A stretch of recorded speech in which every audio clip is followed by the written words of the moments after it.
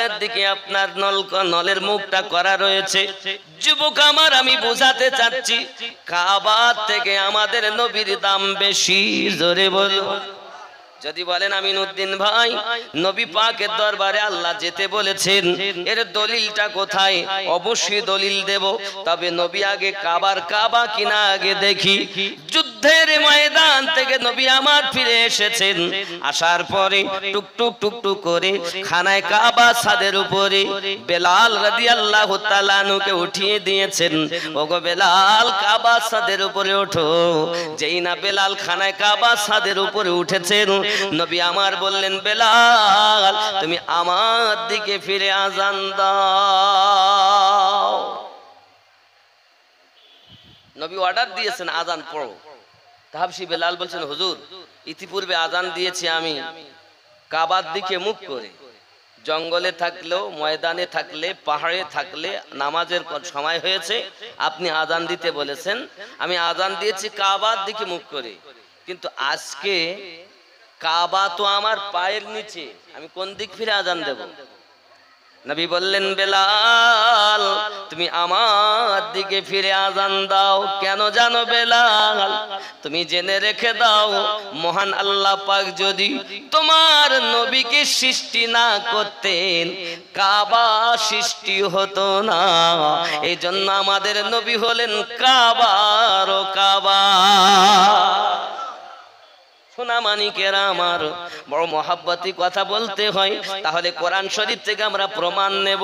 আল্লাহ পাক আল্লাহ তাআলা কেমন করে বলেছেন যে নবীর দরবারে যাও, এক শ্রেণীর মানুষ, মানে দেখবেন দল হবে 73টি, 72টি জাহান্নামী হবে, একটা দল জান্নাতি হবে।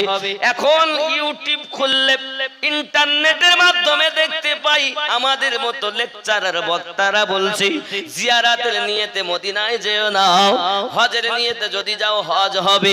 হজের গাইড বুক বইতেও এটা লেখা আছে, হজের নিয়ত করে যেতে হবে। বন্ধুরে বন্ধুরে, তোমার জানা দরকার, তুমি মৌরির কাছে গেলে জমি রেজিস্ট্রি হবে, মৌরি জমি লিখে দেবে সব খতিয়ান, কত দাগ ডাইনে বামে আগে পিছনে করে দেবে। কিন্তু তোমার ওই দলিলের উপরে যদি সরকারি স্ট্যাম্প না থাকে, অফিসারের কাছে তোমাকে যেতে হবে। যদি না যাও, স্ট্যাম্প পড়বে না, ছবি সহ তোমার এখন নেবে, 10 আঙ্গুলের টিপ নেবে। বাবাজি আমার, সোনামানিকেরা, তুমি ওখান থেকে মদিনায় যাবে, আমার নবীর মসজিদ নববীতে যাইয়া এই 10টা আঙ্গুল দিয়ে যখন তুমিও টিপ সই দেবে, আমার নবী তখন তোমার এই হজ করা খানায় কাবা তুমি হজ তপ করেছো, ওই তপে স্ট্যাম্পটা আল্লাহর তরফ থেকে পড়ে যাবে। আর আল্লাহর তরফ থেকে যখন স্ট্যাম্প পড়ে গেল, তুমি হাজী হয়ে গেলে।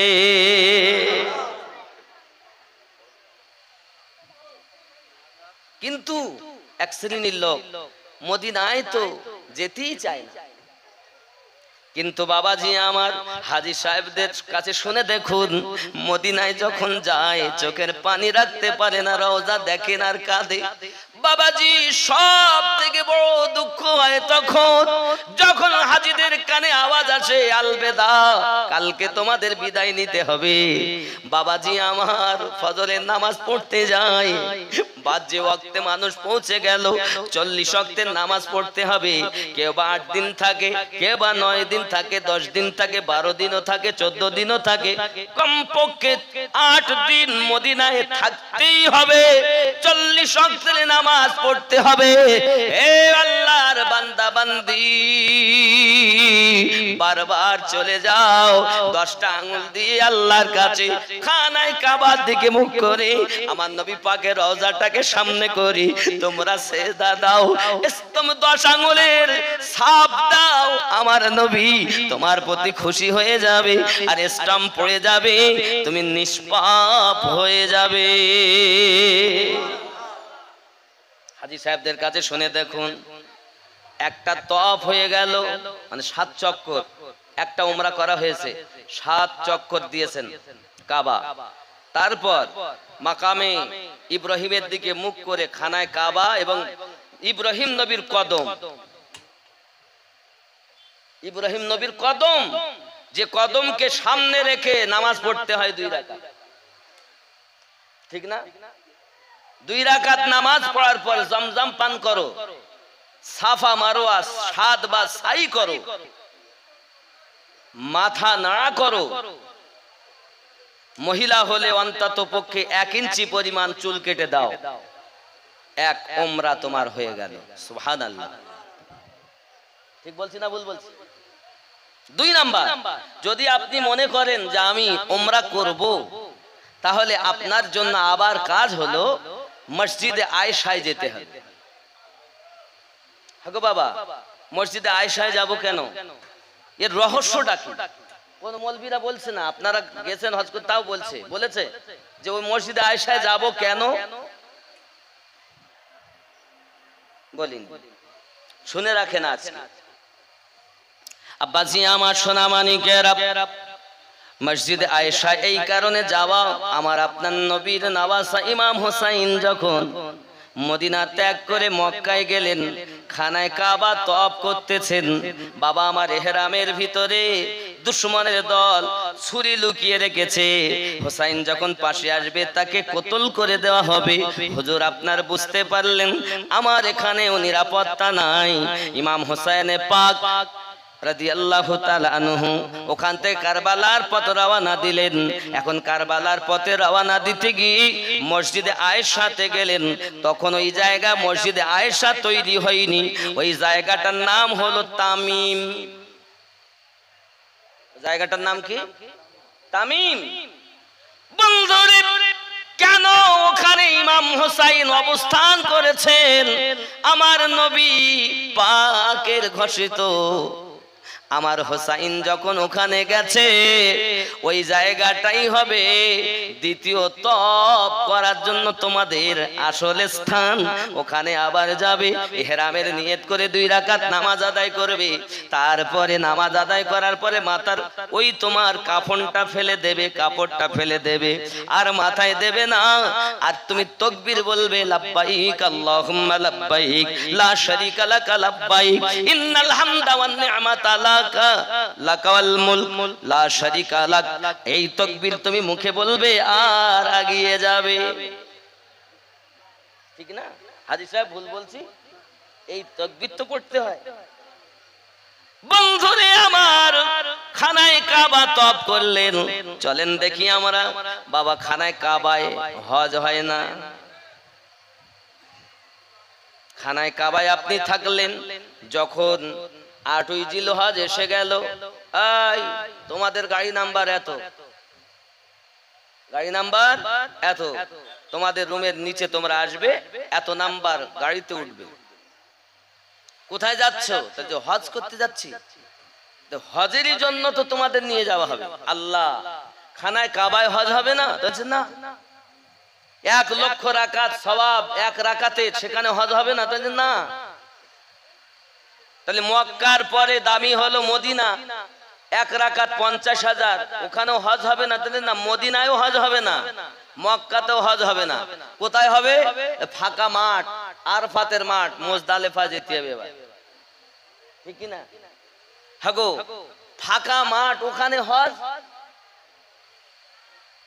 এখানে হজ হয় না কেন? আব্বাজি আমার সোনামানিকেরা বলছে কাবাতে হজ হবে না। কাবা তুমি যত প্রদক্ষিণ করবে, মানে যত ঘুরবে, চক্কর লাগাবে, তত তওয়াফ হবে, কিন্তু হজ নয়। হজ কোথায় হবে জেনে নেন বাবা। আমি এই সত্য কথাগুলো বলি বলে আমার লোক দেখতে পারেন। বন্ধুরে আমার, হজ করব, খানায় কাবায় যাব, হজ হবে? বলেন না, তা হবে না। মদিনায় হজ করব, মদিনায় দামি 1 রাকাত 50,000-এর সওয়াব, এখানে 1 লক্ষ রাকাতের সওয়াব, ওখানে হজ? বলেন না। হজের জন্য তোমাদেরকে এবার মিনায় নিয়ে যাব, তোমাদেরকে মুজদালিফায় নিয়ে যাব, আরফাতে নিয়ে যাব। বাবা কি হবে আরফাতে? ফাঁকা মাঠে। বলে ওইখানেতে তোমার আমার নবী সঙ্গে, তোমার আমার পিতা, আমাদের নবী তো পরে করেছেন। সর্বপ্রথম আদম ও হাওয়া 2 জন 2 দিকে যখন আপনার পাঠানো হলো, একজনাকে আপনার জেদ্দাতে আর একজনাকে শরণ দ্বীপে। কাঁদেন কতদিন ধরে হজ করছে, দেখবেন ওখানে একটা মসজিদ আছে, মসজিদের নিমরা আছে না? 2 রাকাত নামাজ পড়েছেন হাজী সাহেবগণ? আরফাতের মাঠের ওখানে যে মসজিদটা আছে, মসজিদে নিমরা, ওই মসজিদে নামাজ আদায় করার পরে এবার দেখো একটা পাথর দেখতে পাচ্ছেন? হ্যাঁ, এই পাথরের ওখানেই হযরত আদম নবীর দোয়া কবুল হয়েছে। জোরে বলেন ঠিক না? ভুল বলছি না ঠিক বলছি? যাদের নিকটে যেতে পারলেন ভালো, আর লোকের চাপে যারা যেতে পারলেন না তারা যতটুকু দেখতে পেল পেল, নাকি বলেন? এখন ওখানে দোয়া চাও, কি আল্লাহর কাছে খালি দোয়া চাও, আল্লাহ যেন তোমায় মাফ করে। আল্লাহ তুমি মাফ করে দাও, আল্লাহ তুমি ক্ষমা করে দাও, আল্লাহ তুমি মাফ করে দাও। এইভাবে তো তোমার ক্ষমা হবে না। হজ বুঝাচ্ছে এবার হজ আপনাকে, জানি না গাইড বুকে আপনাদের কি বুঝিয়েছে লোকজন। শুধু আল্লাহর কাছে যদি আপনি চান আল্লাহ আমাকে মাফ করে দেন, আপনার মাফই হবে না। কেন হবে না? আদম নবীর যেভাবে মাফ হয়েছে তুমি সেইভাবে চাইলে মাফ হবে। সুবহানাল্লাহ বলেন। তাহলে আমাদের হজের হাকিকত জানা দরকার। মৌলভী সাহেবরা এখন বলছেন না হজের হাকিকত হলো এটা। খানায় কাবা থেকে আপনি এলেন, নিজের রুম থেকে বার হয়ে বাসে করে যখন আপনি আরফাতে গেলেন, আব্বাজি আমার অনেকে হেঁটেও যায়, অনেকে বাসে যায়, কিন্তু লোকের চাপ অনেক, লক্ষ লক্ষ মানুষ। আব্বা আমার এখন দেখা গেল ওইখানে যাই আপনি দোয়া চাচ্ছেন। আমাদের আদম নবীকে এইভাবে চেয়েছিলেন? না না না, 300 বছর 350 বছর কেঁদেছেন, আল্লাহ আমাকে মাফ করুন, আল্লাহ আমাকে মাফ করুন, আল্লাহ আমাকে মাফ করুন। আদম নবীর মাফ হলো না তো তোমার হবে কেমন করে? এজন্য সবার হজ হয় না, সবাই হজ করে বাড়ি আসতে পারে না, যারা বোঝে তারাই হজ করে আসে। বন্ধুরে আমার, এবার হজের হাকিকত বলছি শুনুন। আল্লাহর নবী আদম আলাইহিস সালাম যখন আপনার আরফাতের ময়দানে যে জায়গাতে হাওয়ার সঙ্গে দেখা হয়, কিভাবে দেখা হয়? উনি দোয়া চাইলেন, আল্লাহ আগে ফেরেশতা পাঠিয়ে দিলেন জিবরাইল, আদম আমার আদম ভুলে গেছে দোয়া করা, যাও তাকে শিখিয়ে দাও। কি শিখিয়ে দেবে? আল্লাহুম্মা গফিরলি ওয়া আলিয়াও ওয়া ফাতিমাও ওয়া হাসানাও ওয়া হুসাইন ওয়াসিলাতে আল্লাহ আমি আদমকে মাফ করে দাও।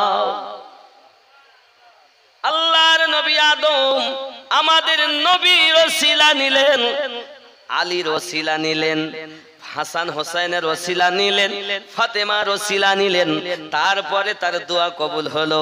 আপনি যদি আপনার বাপের ওই অনুসরণ করে দোয়া চেয়ে থাকেন, তাহলে আপনি নিষ্পাপ হয়ে গেলেন, আপনার দোয়া কবুল হয়ে গেল। আর যদি আপনি আহলে পাককে বাদ দিলেন, আলীকে বাদ দিলেন, ফাতেমাকে বাদ দিলেন, হাসান হোসেনকে বাদ দিলেন, আল্লাহ আমায় মাফ করো, আল্লাহ আমায় মাফ করো, আপনি সন্ধ্যা হলো চলে গেলেন। কি হলো?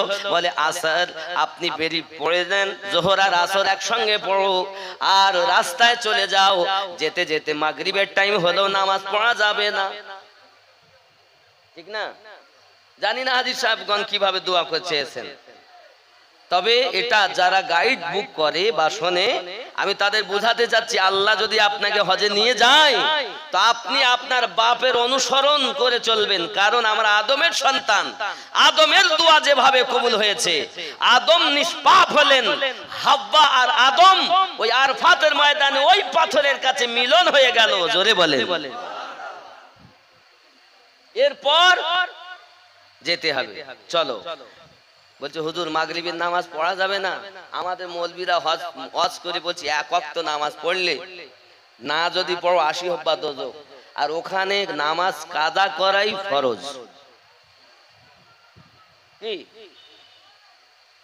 না পড়লে দোজখ? তো এমন তো জায়গা আছে যেখানে পড়লে দোজখ। কি গো,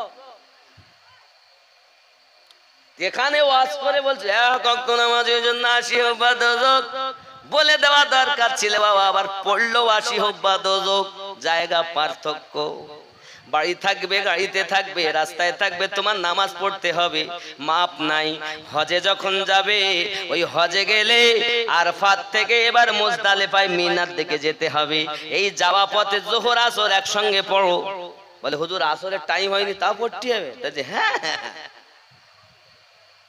একসাথে দুটি নামাজ পড়তে হবে না? ঠিক বলছি না ভুল বলছি? পড়েছেন তো? ওখান থেকে এবার মাগরিব কাজা, রাত 12টাতে গেলেও সেইখানে তাবুতে যেখানে যাবেন ওখানে গিয়ে পড়তে হবে। এবার কাজা করে মাগরিব পড়তে হবে, ঠিক নি? তারপরে কি? আর পাথর গোনো, পাথর খোটো, পাথর খুঁড়তে লেগেছে, খুঁটিয়ে ও সব জানে হাজী সাহেবরা। এরপরে আমি খুব গুরুত্বপূর্ণ কথাগুলো বললাম, যেগুলো স্বাভাবিকত শতকরা 99% হাজীকে বলা হয় না, তাই আমি বলে দিলাম। এখন আমার হজের মূল উদ্দেশ্য না বলার, মূল উদ্দেশ্য হলো আমার নবীর সম্মান জানানো দরকার। একটু দরুদ আল্লাহুম্মা।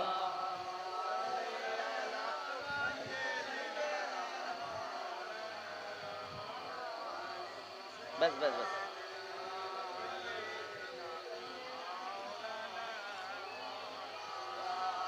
खूब मोहब्बत अल्लाहुम्मा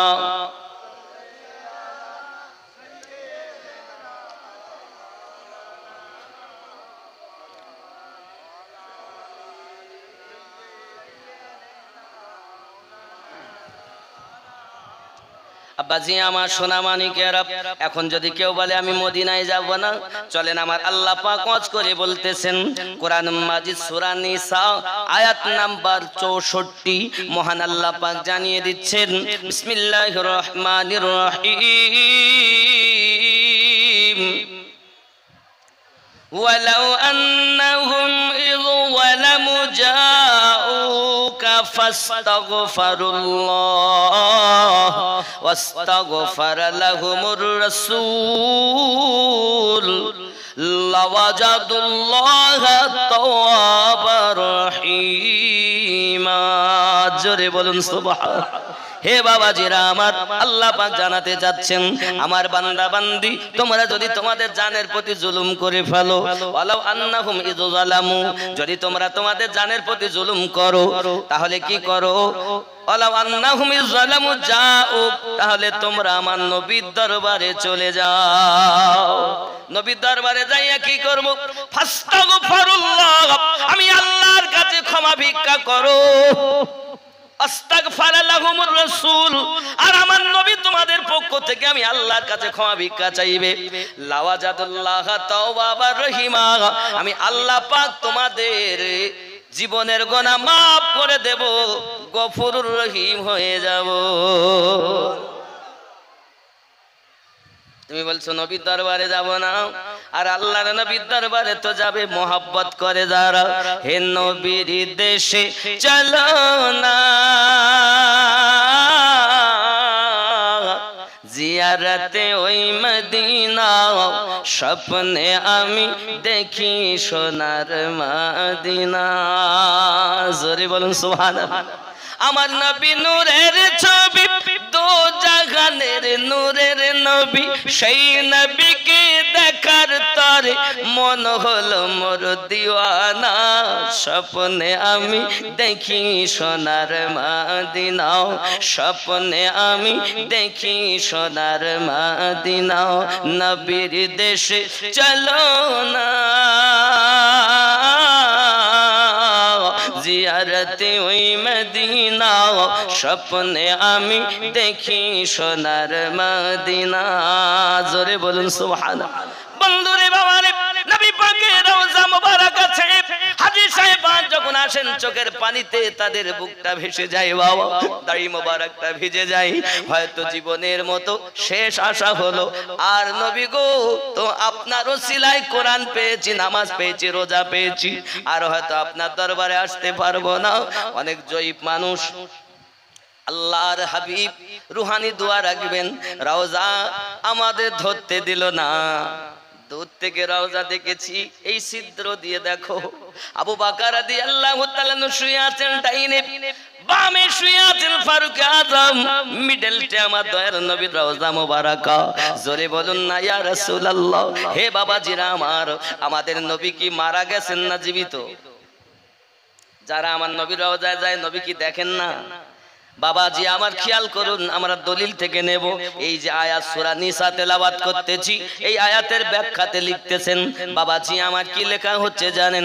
মদিনার একজন ব্যক্তি নিজেকে পাপী মনে করেছেন, নিজেকে গুনাহগার মনে করেছেন, নিজেকে গুনাহগার মনে করে আপনার কিনা রাসূলে পাকের রওজার কাছে যাবেন। কারণ আয়াতে আল্লাহ বলেছেন আমি আল্লাহ ক্ষমা দেব। নবীর দরবারে যাও, নবী যদি আমি আল্লাহর কাছে সুপারিশ করে আমি আল্লাহ তোমায় ক্ষমা করে দেব। নিজেকে অপরাধী মনে করে এবার চললেন মদিনায়। মদিনায় যখন পৌঁছিয়েছেন আল্লাহর হাবিবের সাহাবায়ে কেরাম রিদওয়ানুল্লাহি তাআলা আলাইহিম আজমাইন জিজ্ঞাসা করেন যাকে দেখি, ওগো আল্লাহর হাবিব কোথায় আছেন? ডুকরে কেঁদে উঠেছেন, কে গো তুমি? এতদিন পরে নবীর খোঁজ লিত চোখে তুমি। ডাক দিয়া কয় কেন গো? চোখে পানি কেন? নবীর কথা জিজ্ঞাসা করি আর কাঁদো কেন? আল্লাহর হাবিবের সাহাবায়ে কেরাম কান্না শুরু করেছে। ভাই রে, কয়েকদিন হলো আমাদেরকে ইয়াতীম বানাইয়া তো জাহানের নবী মাজারে শুয়ে আছেন। আজ আপনি চাইছেন যে নবী পাকের সন্ধান নিতে।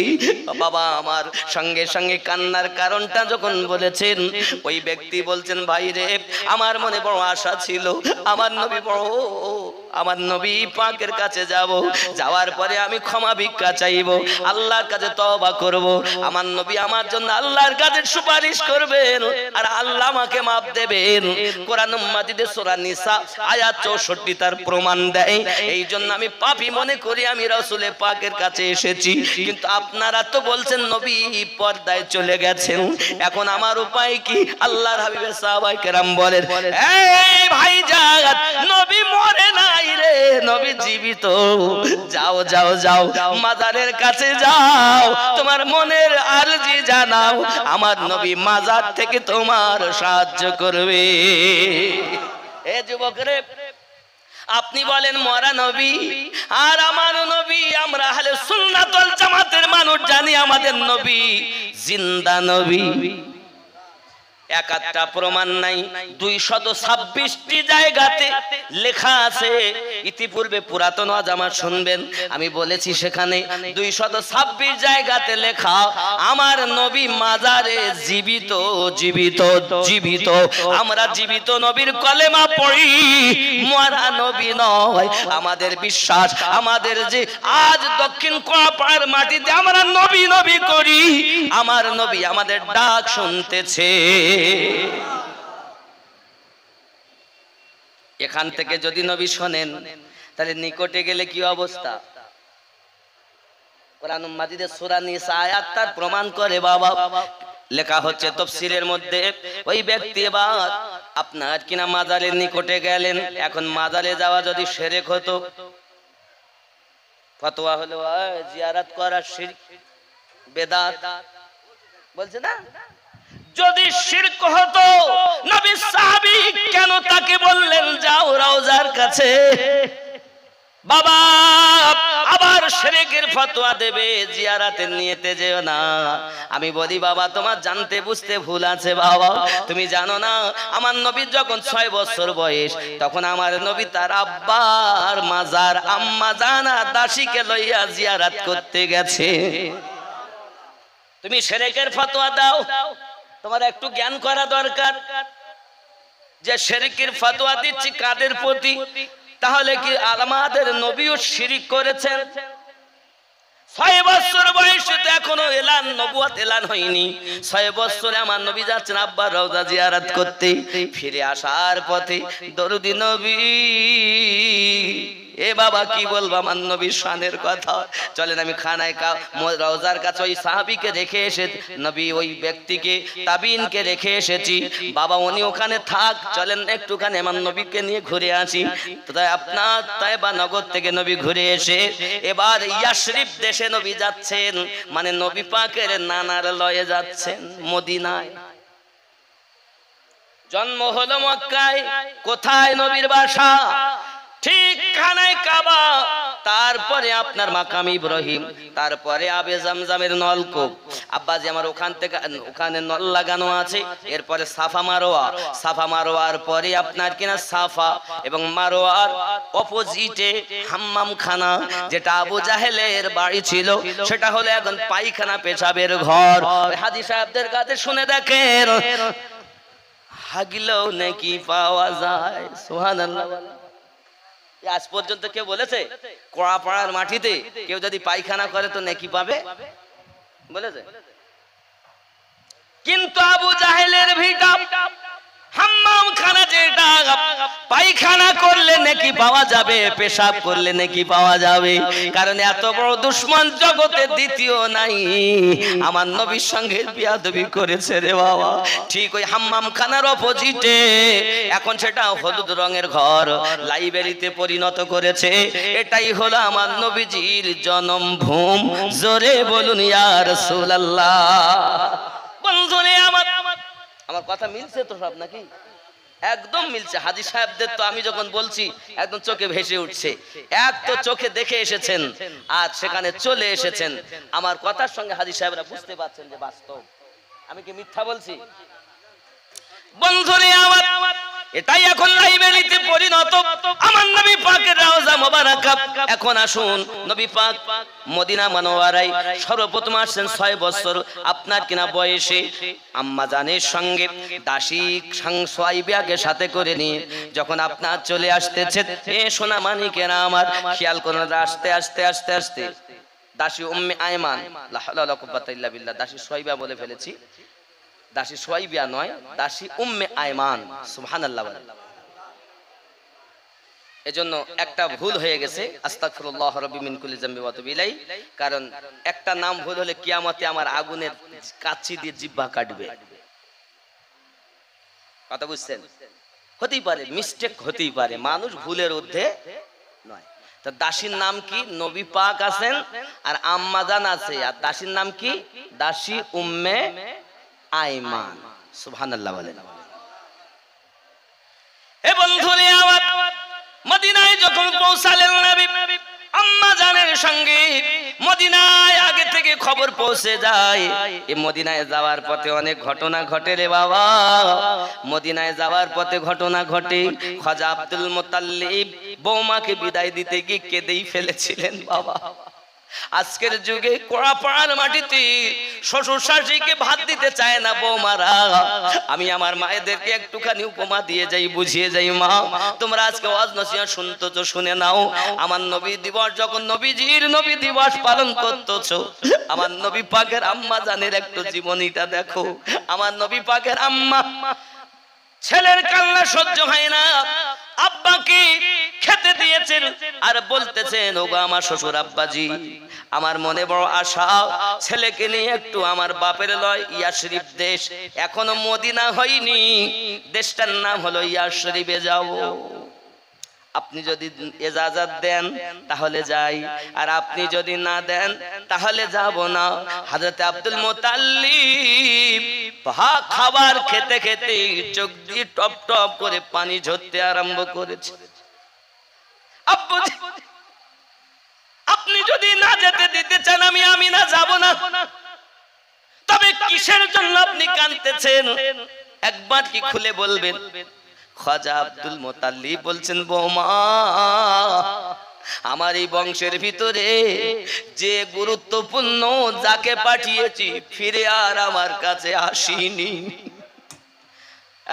এই বৌমা, এই বংশের ভিতরে অনেকেই ছিল খুব গৌরবমণ্ডিত, খুব নামশালী, প্রভাবশালী, তবে শুনে রেখে দাও, একজনের নাম ছিল হযরতে হাসিম। সেও গিয়েছে ব্যবসা করতে আর সামদেশ থেকে ফিরে আসেনি। 2 নম্বরে ছিল হযরতে আব্দুল্লাহ, সেও গেল তাও ফিরে এলো না। আব্দুল্লাহর পরে তুমি আমার আদরের বৌমা, তুমি যেই যাওয়ার কথা বলেছো, আর আমার ওই হাসিমের কথা মনে পড়ে যায়, আব্দুল্লাহর কথা মনে পড়ে যায় রে বৌমা, আমার মনটা চায় না তোমাকে যেতে দিতে। শ্বশুর আব্বা দেখেন, দাদু ভাই এদিকে বারবার বলেন, দাদুজি আমি আমার আব্বাকে দেখবো। জোরে বলেন সুবহানাল্লাহ। একদিকে দাদু ভাই দোজাহানের নবী, আর একদিকে বৌমা।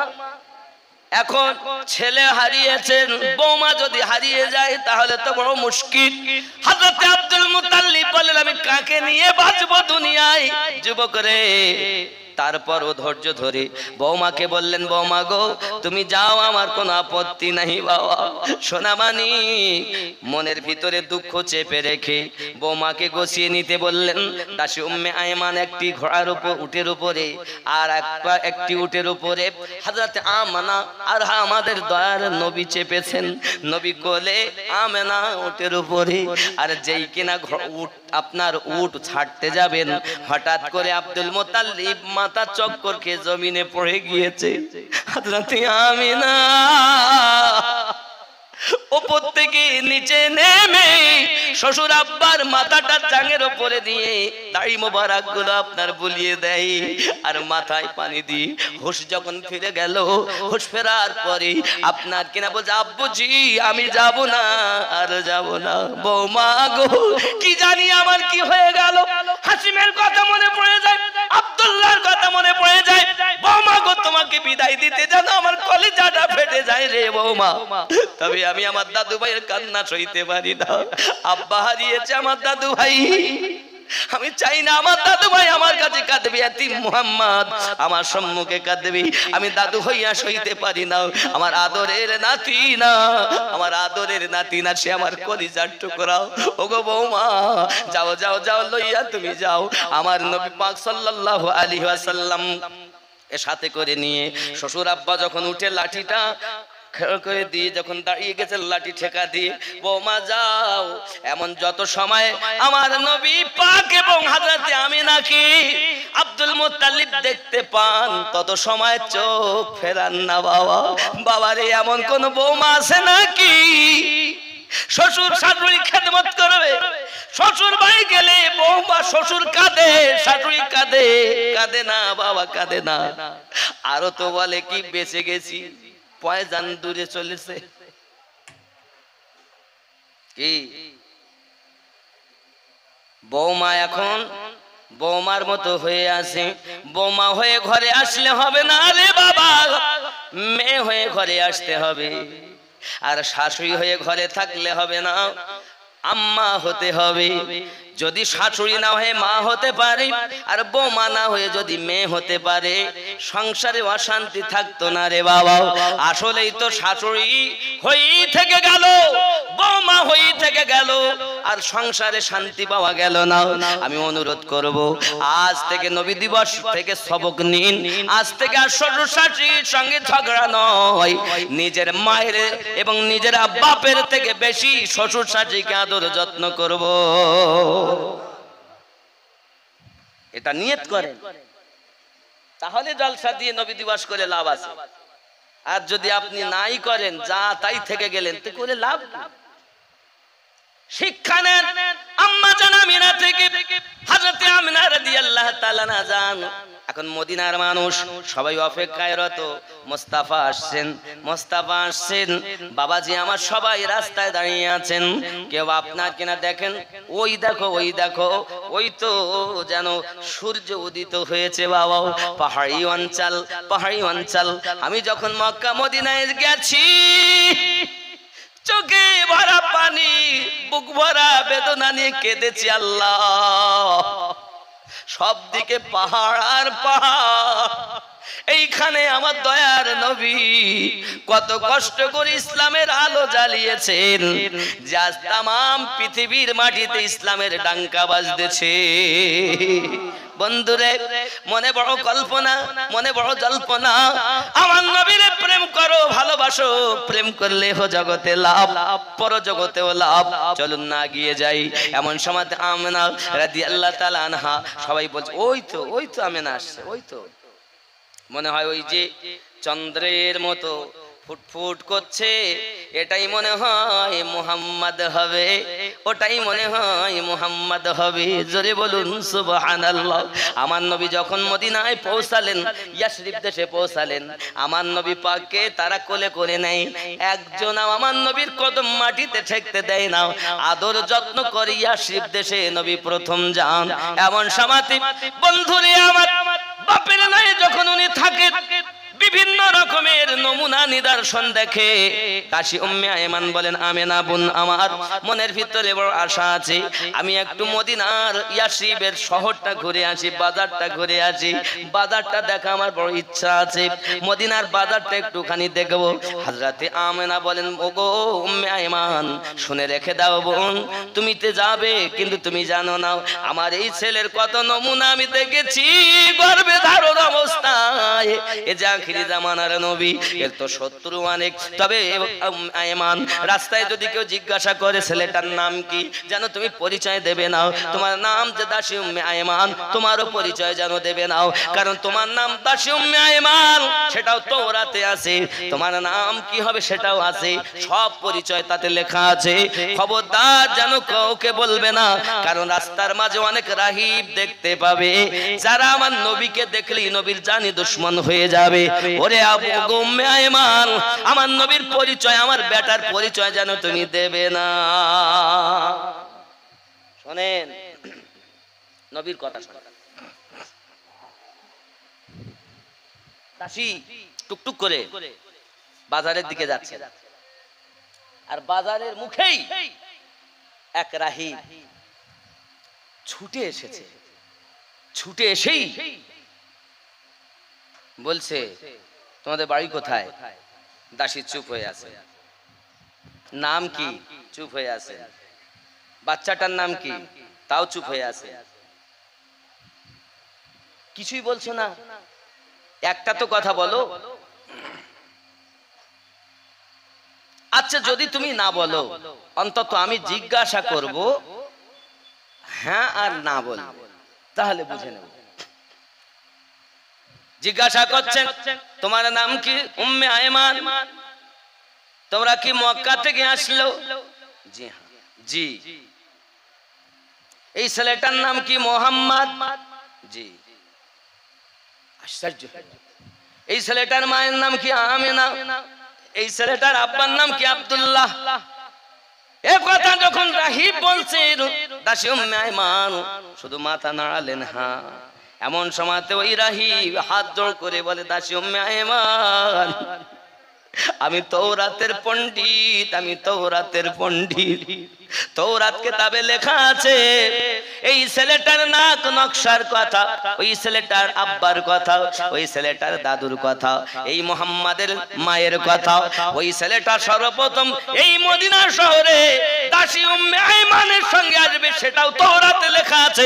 হাত জোড় করে অনুরোধ করি রে দাসী উম্মে আয়মান, বাজারের ভিতরে যেও না, অনেক দুশমন রাস্তায় দাঁড়িয়ে আছে, বসে আছে, মুহাম্মাদকে পেলে তারা ছাড়বে না। যাও দাসী, ফিরে যাও, আমার অনুরোধ করি, তোমায় হাত দুটো ধরে বলি। দাসী উম্মে আয়মান বলে, মনে বড় আশা ছিল যাব মদিনা শহর দেখবো, কিন্তু মদিনা শহর দেখতে পারলাম না, আমার নবীকে নিয়ে ফিরে চলে যান। হযরতে আমেনা বলেন, উম্মে আয়মান খবর কি? ডাক দিয়ে বলতেছেন, ওগো আমেনা গিয়েও যেতে পারলাম না। কেন ডাক দিচ্ছেন? এই কারণে যে আমি গিয়েও যেতে পারি নাই, তার একমাত্র কারণ অনেক দুশমন নাকি পথে বসে আছে, দাঁড়িয়ে আছে, তারা তাওরাতের পণ্ডিত। ওগো বোন আমিনা, আমি নিজেও তো আগে জানতাম না, আমি দাসী উম্মে আয়মান, আমার নামটাও যে তাওরাতে লেখা আছে আমি জানি না, এই ছেলে যে আখিরি জামানার নবী আমি তাও জানতাম না। সঙ্গে সঙ্গে বলছেন, বোন আমিনা, বোন ওগো দাস, ওগো বোন উম্মে আয়মান, আমি আমিনা বলি, শোনো, পৃথিবীর জমিনে আমার এই সন্তানের যে কত মুজিজা একমাত্র আমি জানি, আর ওকে যে লালন পালন করেছি হালিমা তো সাদিয়া সে জানে অনেক কথা। দাসী উম্মে আয়মান, চলো না, আর আমাদের মদিনায় থাকা হবে না, ইয়াসরিব দেশে আর থাকা হবে না, ইয়াসরিব থেকে আমরা এবার রওনা দেব আবার মক্কার পথে। আব্বাজি আমার সোনা মানিক, মানুষ দলে দলে দুশমন, কারণ নবী যখন এসেছি কেউ না কেউ তো দেখছে, সংবাদ পায়, দলে দলে মানুষ দেখতে আসে, কারণ আমার আমার নবীর নূর চেহারা এমন, আল্লাহ পাক বলেন ওয়াদ-দুহা ওয়াল-লাইলি ইযা সাজা, আমার নবীর চেহারা হলো ওয়াদ-দুহা।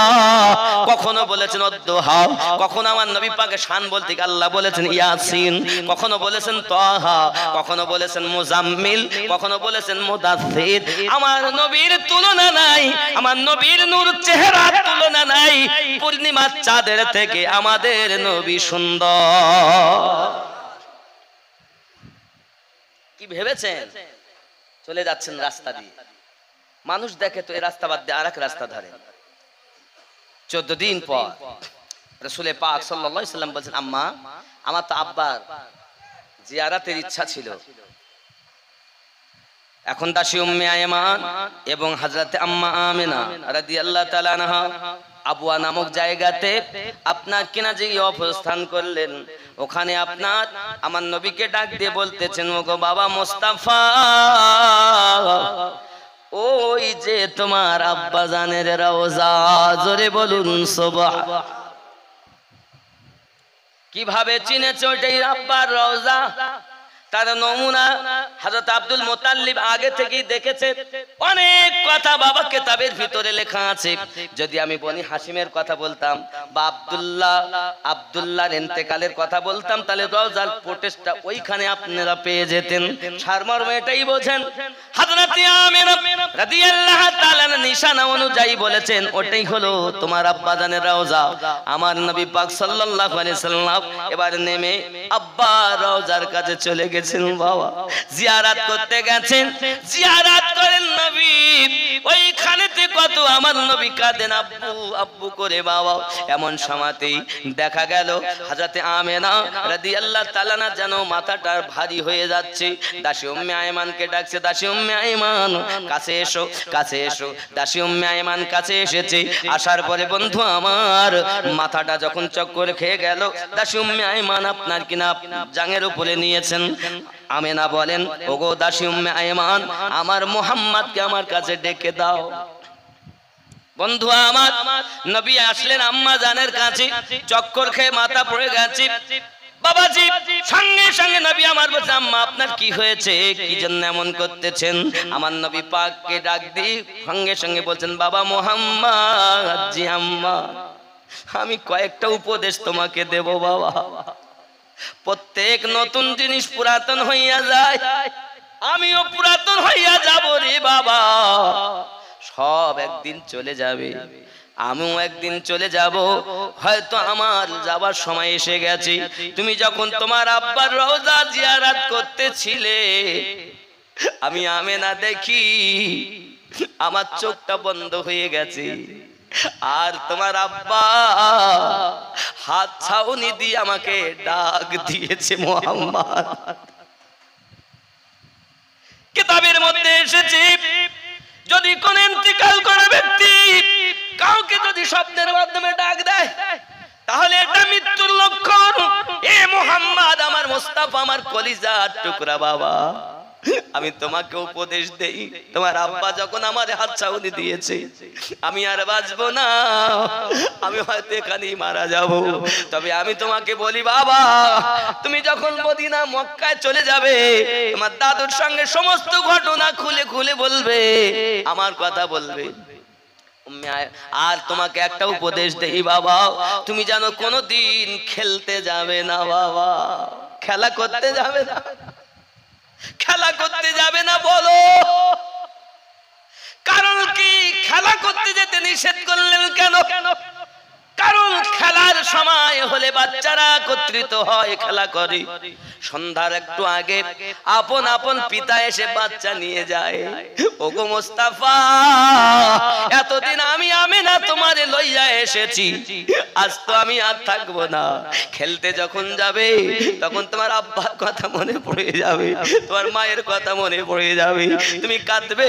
আমি আমিনা সইতে পারবো না রে বাবা, আমাকে কথা দাও যেন তুমি কোনোদিন খেলতে যাবে না।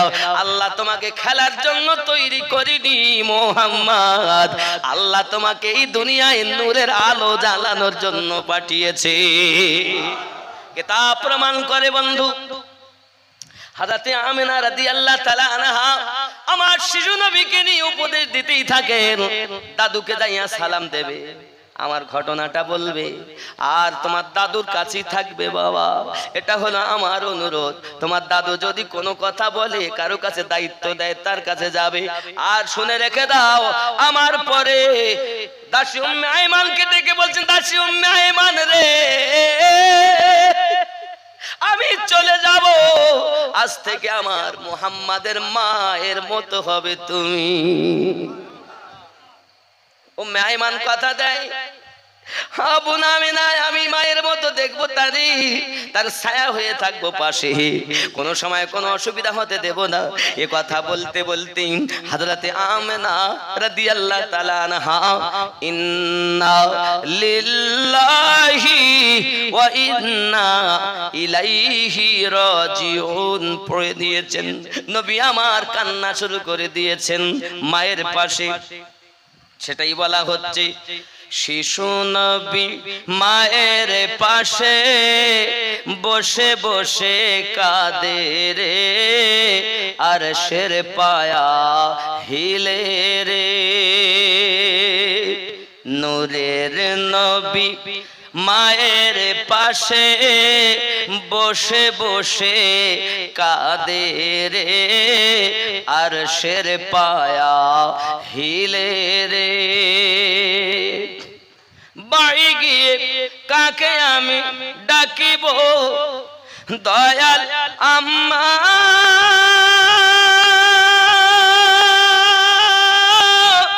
কে বা আমায় কোলে নেবে, কে বা দিবে মুখে চুমা, গর্ভে এতিম পিতা হারা মাও গেল চলে রে, আরশের পায়া হিলে রে। দয়ার নবী মায়ের পাশে বসে বসে কাঁদে রে, আরশের পায়া হিলে রে। আব্বাজি আমার, শিশু রাসূল আমার এত শিশু বেলাতে, ছোট্ট বেলায় 6 বছর বয়সে আম্মা হারিয়েছেন, আব্বা 6 মাস পেটে থাকাকালীন হারিয়ে ফেলেছেন। এতিম নবী কাঁদেন, দাসী উম্মে আইমান তাকে সান্ত্বনা দেয়। আব্বাজি আমার, ইয়াসরিব দেশে সংবাদ যায়, ওখান থেকে কিছু মানুষ আসে, আসার পরে ঠিক পিতার অপোজিটে হযরত আম্মা আমেনা দাফন করে চলে আসেন। হে যুবক আমার, আপনার নবী এইদিকে দাদু আব্দুল মুতাল্লিব যাকে দেখতে পায়, কোন কাফেলা দেখতে পায়, তাকে শুধুই জিজ্ঞাসা করে, আমার বৌমাকে আসতে দেখেছো, আমার বৌমাকে আসতে দেখেছো, আমেনাকে আসতে দেখেছো। সকালবেলা উঠে দাঁড়িয়ে যায় রাস্তায়, সন্ধ্যা না হলে বাড়ি যায় না, কখন আমার বৌমাকে দেখতে পাবো। শ্বশুরে কত ভালোবেসেছে বৌমা, আজকের এই জলসা থেকে আমার মায়েরা সব সবক নিন। শ্বশুরকে কত ভালোবেসেছেন, শ্বশুরের রাস্তায় দাঁড়িয়ে থাকে, কখন আসবে আমার বৌমা আমেনা, আমার দাদু ভাইকে নিয়ে কখন আসবে। প্রতিদিন দেখি অনেকদিন হয়ে গেল কেউ পরিচয় দিতে পারে না। হঠাৎ করে খাজা আব্দুল মুতাল্লিব দেখতেছেন ফিরে আসতেছে এক দুটি উটের উপরে। এ বাবা, একটা উট খালি আর একটা উটের উপরে দাসী উম্মে আইমানের কোলে আমার নবী বসে আছে। যুবক দাসী উম্মে আইমান এবং আমার দরদি নবীকে দেখে আব্দুল মুতাল্লিবের কলিজা যেমন ঠান্ডা হয় দাদু পাইয়া, কিন্তু বৌমা ঘোড়া উটের উপরে নাই দেখে বেশি কলিজাটা যেন ফেটে যায়। হযরত আব্দুল মুতাল্লিবের কাছে আমার দরদি নবী যখন গেছেন, ফুপিয়ে ফুপিয়ে কাঁদতেছেন আর বলছেন, দাদু আব্বাকে দেখতে গেলাম, জিয়ারত করতে গেলাম, আর আমার আম্মা জানকে চিরজীবনের মতো রেখে আসলাম, দাদু আনতে পারিনি। হে যুবক, আমার দরদি নবীর সাহারা সেই সময়তে খাজা আব্দুল মুতাল্লিব হয়েছেন, পৃথিবীর কোন মানুষ হয়নি রে বন্ধু। আমার নবী, দয়ার নবী হাবিবুল্লাহ সাল্লাল্লাহু আলাইহি ওয়াসাল্লাম, এতিম নবী, মাহারা বাফারা নবী, পৃথিবীর মাটিতে জীবন যাপন করতেছেন অতি কষ্ট করে বাবা। আমার নবীকে তোমরা চিনতে পারো না, চলো না এগিয়ে যাই। হযরত আব্দুল মুত্তালিব সব সংবাদ শুনেছেন, অনেক দিল থেকে দোয়া দিয়েছেন। বাবা যখন আমার নবীর বয়স 8 বছর হয়ে যায়, তখন দাদা আব্দুল মুত্তালিব বিদায় নেওয়ার আগে আবু তালিবকে ডেকে বলেন, আবু তালিব, আমার আব্দুল্লাহ গেছে, আমার আমেনা গেছে, আমি সাহারা ছিলাম আমার মোহাম্মদের, এই মোহাম্মদ আমার পাশে আছে। আয় আবু তালিব, আজ থেকে আমি তোমাকে দায়িত্ব দিয়ে যাচ্ছি, আমার মোহাম্মদের দেখভাল তুমি করবে, সাহারার মতো থাকবে, পাশে ছায়ার মতো থাকবে, কোনো অসুবিধা যেন হতে দেবে না। চিৎকার মেরে বলুন না ইয়া রাসূলুল্লাহ। বন্ধুরে অনেক কথা এখনো আবু তালিব রাদিয়াল্লাহু তাআলা আনহু আপনার কিনা সন্তান জন্ম নেয়নি। আমার নবী থেকে 10 বছরের ছোট হযরত আলী, নবী থেকে 10 বছরের ছোট। আমার নবী তো কেবল 8 বছরে দাদা হারাচ্ছেন, আর সেই সময়তে আমার নবী পাক সাল্লাল্লাহু আলাইহি সাল্লামের আবু তালিবের কাছে আশ্রয় পাচ্ছেন, আলীর জন্ম হয়নি। বন্ধু আমার, কথা বলতে গেলে নবী পাককে যদি এইভাবে জীবন ইতিহাস আমি বলতে চাই তো আসল জায়গায় যাওয়া যাবে না, অনেক ঘটনা আছে বাবা। আমার নবী পাকের পেশাব মোবারকের বর্ণনা করতে গেলে ঘন্টার ঘন্টা চলে যাবে, পায়খানা মোবারকের বর্ণনা করতে গেলে ঘন্টার ঘন্টা চলে যাবে। মাথা থেকে পা পর্যন্ত যে নবীর মুজিজা, আল্লাহ পাক আল্লাহ তাআলা কোন নবীকে একটি মুজিজা দিয়েছেন, যেমন মুসা নবী ছিল লাঠি মুজিজা, কোন নবীকে 2টি, কোন নবীকে 3টি, কোন নবীকে 5টি মুজিজা দিয়েছেন। আর আমাদের নবীর মাথা থেকে পা পর্যন্ত মুজিজা, আমার নবীর চলা মুজিজা, আমার নবীর বলা মুজিজা, আমার নবীর থুতু মোবারক মুজিজা। জোরে কন্না সুবহানাল্লাহ। বন্ধুরে বন্ধুরে, আমি আমার নবীর প্রশংসা কত করব, যা করি সব থেকে কম হবে, কারণ আমার আল্লাহই বলেন ওয়ারাফানা লাকা যিকরাক, मैंने आपके जिक्र को बुलंद किया है। চলুন না আমি রেখে দেই ওইখানে, আসুন না ওই মদিনায় চলে যাই যেখানে একজন ব্যক্তি নিজেকে ক্ষমা চাওয়ার জন্য এসেছে। মনে আছে? মনে আছে ঘটনা?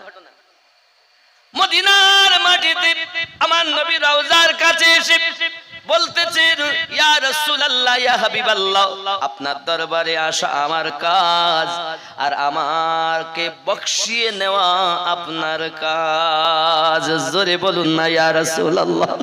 মাজার মোবারকে নবী আমার শুনছেন, মাজার মোবারক থেকে হাদিস সাক্ষী আছে, হাদিসের ভিতরে লেখা, এই আয়াতের তাফসীরের ভিতরে লেখা, ওই সময় মাজার মোবারক থেকে আওয়াজ আসছে, কদ গুফির লাক, আয় গোলাম চিন্তা করতে হবে না, আমার আল্লাহ তোমাকে মাফ করে দিয়েছে।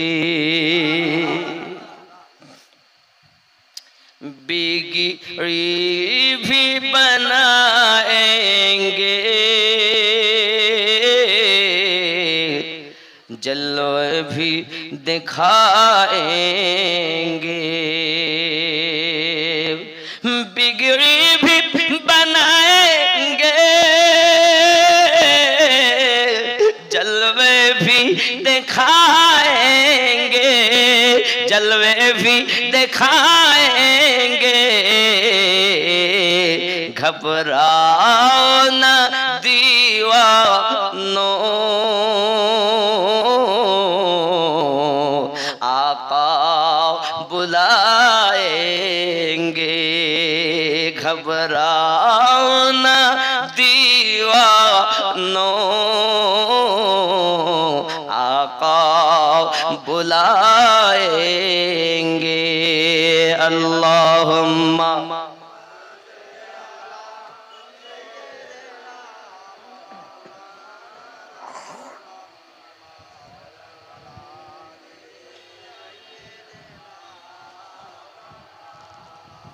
বাবজি, আমার আপনার নবী সাল্লাল্লাহু আলাইহি ওয়াসাল্লামের পাওয়ার দেখেন।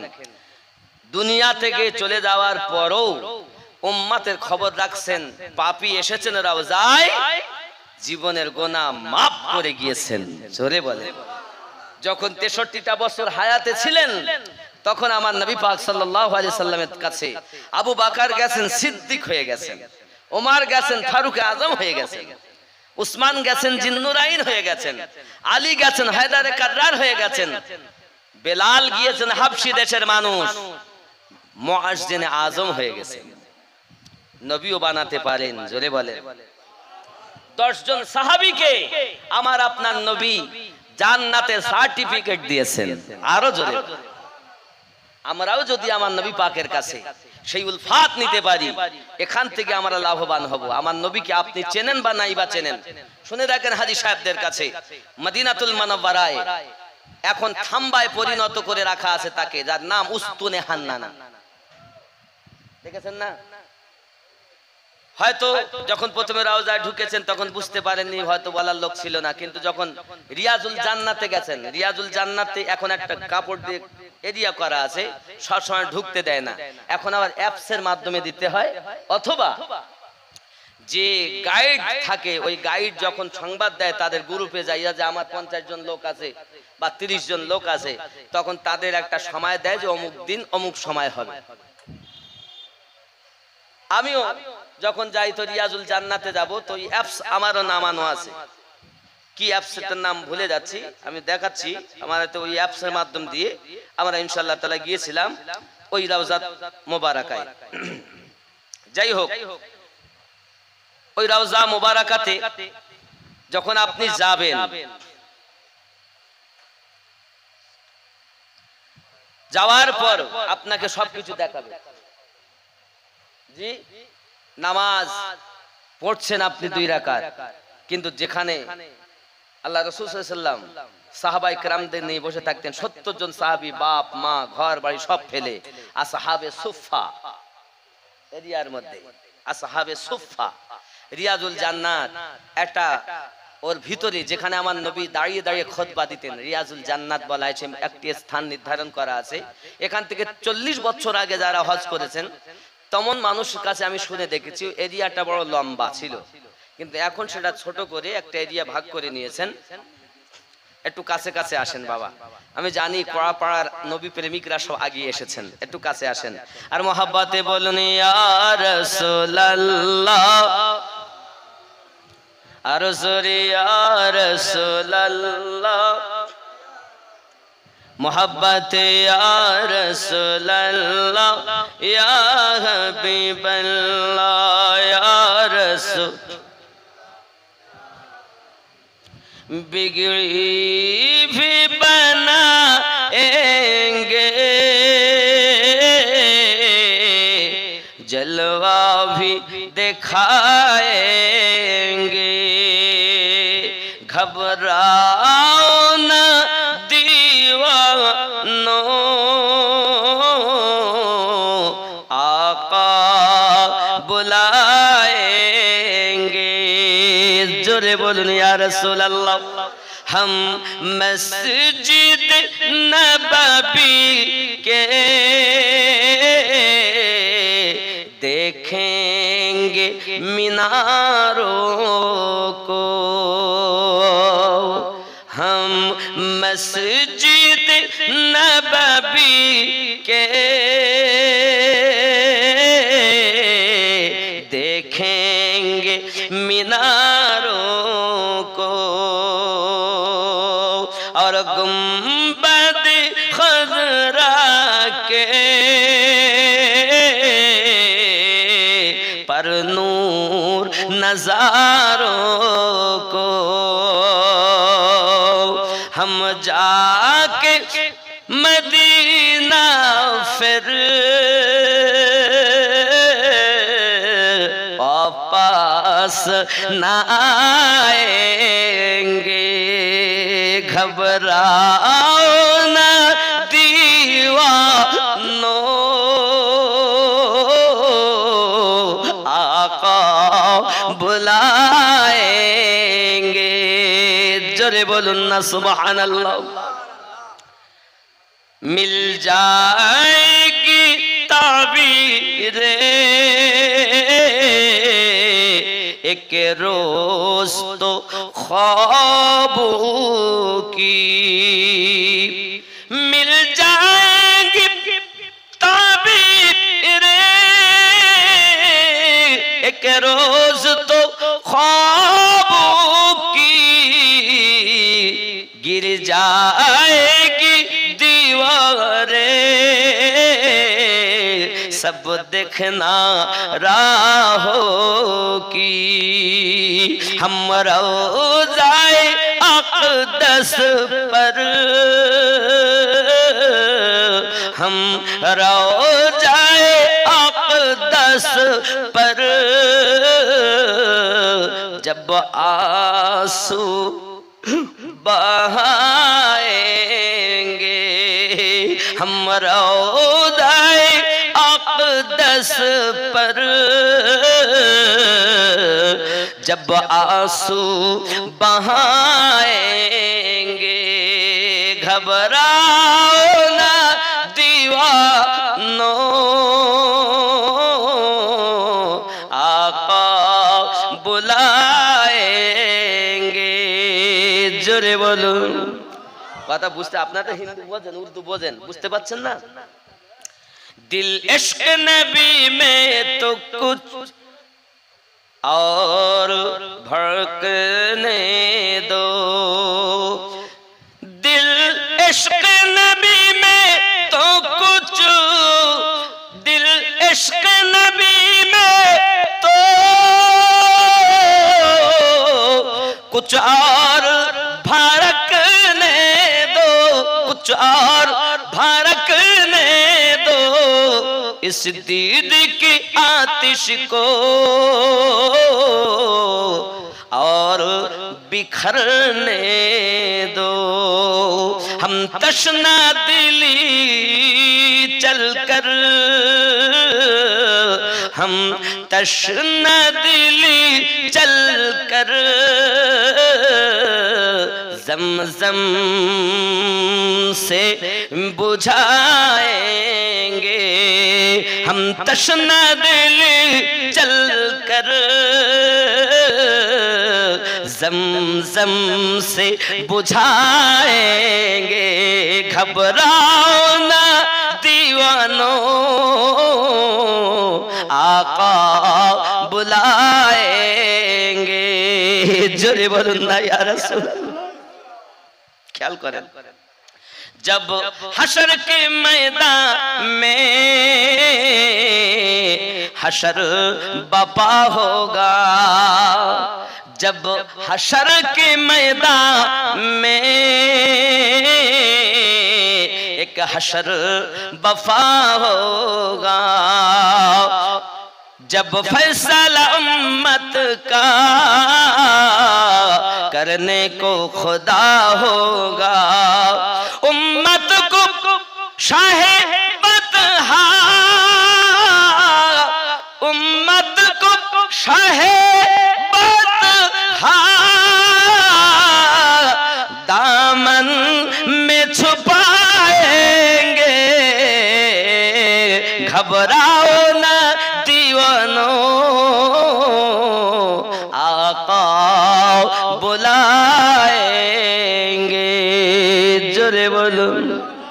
এই সোনা মানিকেরা, আমার নবী আপনার নবী এমন একজন পয়গম্বর, হাসরের মাঠে যখন বাপ আপনাকে চিনবে না, মা আপনাকে চিনবে না, দাদা আপনাকে চিনবে না, দাদি আপনাকে চিনবে না, বিবি আপনাকে চিনবে না, আব্বা আমার আদম নবীর কাছে যাবেন, আদম নবী বলবেন ইযহাবু ইলা গায়রি, অন্য কারো কাছে চলে যাও।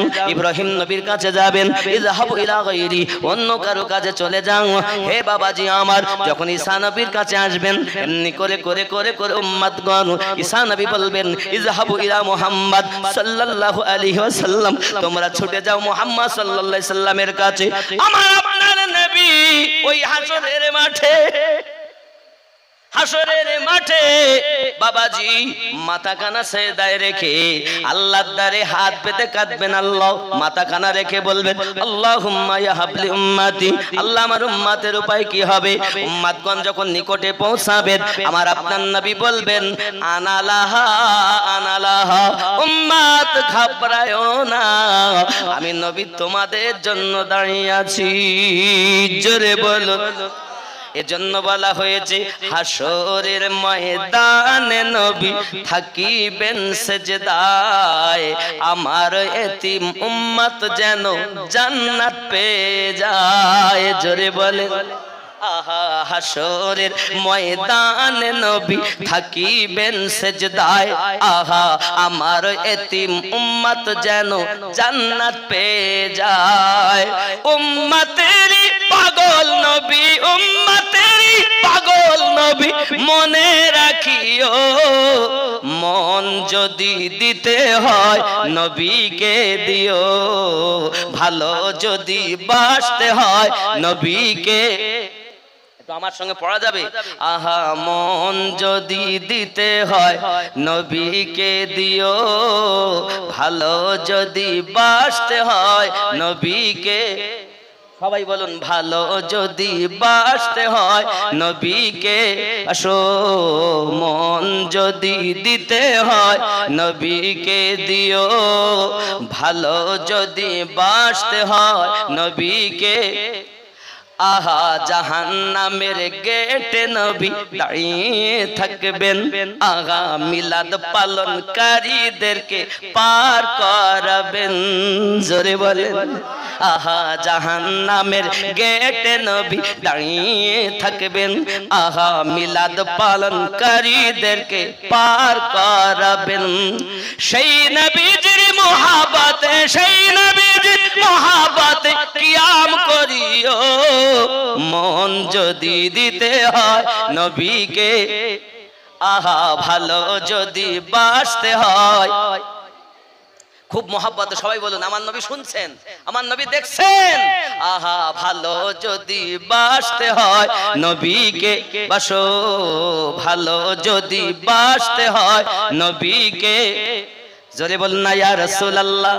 আহা পুলসিরাতের পারে নবী দাঁড়িয়ে থাকবেন, আহা পুলসিরাতের পারে নবী দাঁড়িয়ে থাকবেন, আহা দরুদ পড়া উম্মতগণকে পার করাবেন।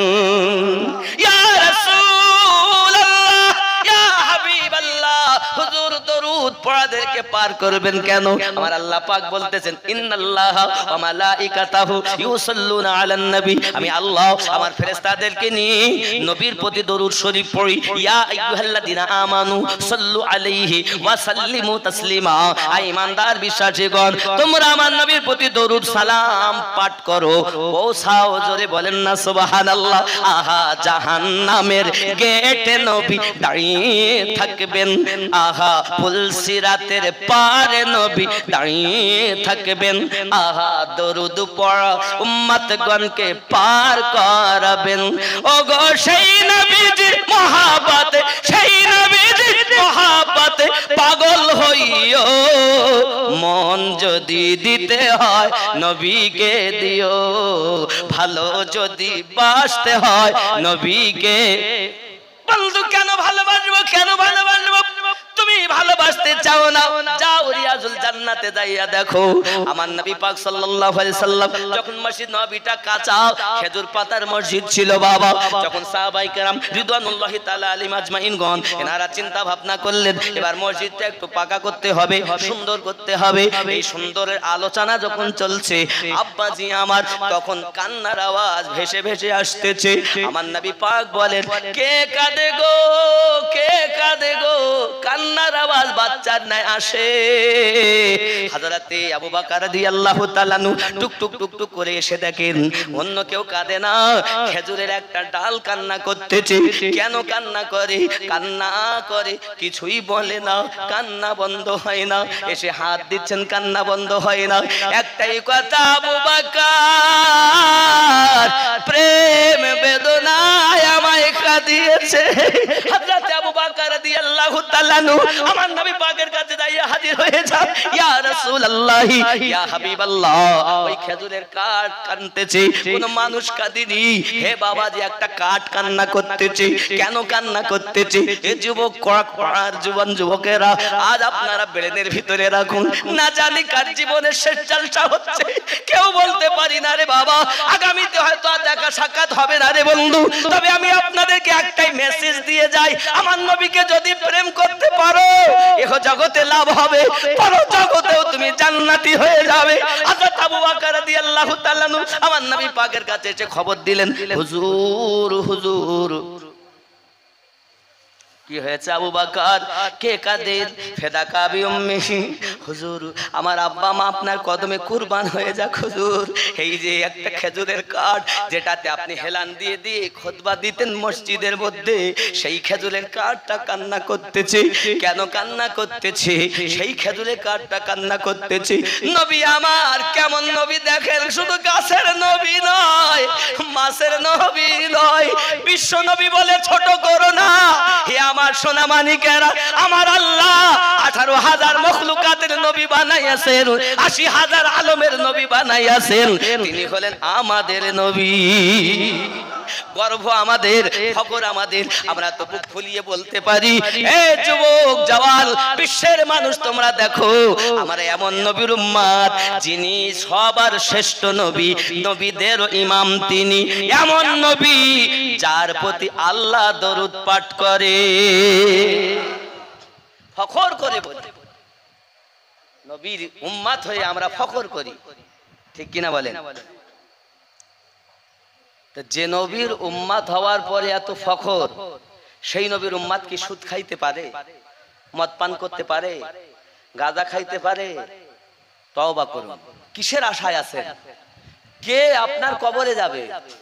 বাপ যাবে, মা যাবে, বিবি যাবে, সন্তান যাবে? যদি না যায় তাহলে এখনই তওবা করুন। আল্লাহ আজকের জলসা থেকে আমি তওবা করলাম, আর মিথ্যা কথা বলবো না আল্লাহ, আর নামাজ ছেড়ে দেব না আল্লাহ, আজ থেকে আর কুপথে যাব না আল্লাহ। দেখবেন আপনি নিজে যখন ফিরে আসবেন, আমার আল্লাহ আপনার প্রতি রহমত বর্ষণ করবে, নিশ্চিত আপনার জীবনের গুনাহ মাফ হয়ে যাবে। একদিন আমরাও নবীর শাফায়াত পেয়ে জান্নাতি হতে পারবো। বন্ধুরে, আমি জানি না কার জীবনের শেষ জলসা, আমি আমিনুদ্দিনেরও শেষ হতে পারে। এজন্য আমি শেষ মেসেজ একটাই মেসেজ, নবীকে প্রেম করা। কেন? গাছপালা, মাছ, সারা পৃথিবী আমার নবীরে মোহাব্বত করেছে, স্বয়ং আল্লাহ মোহাব্বত করেছেন।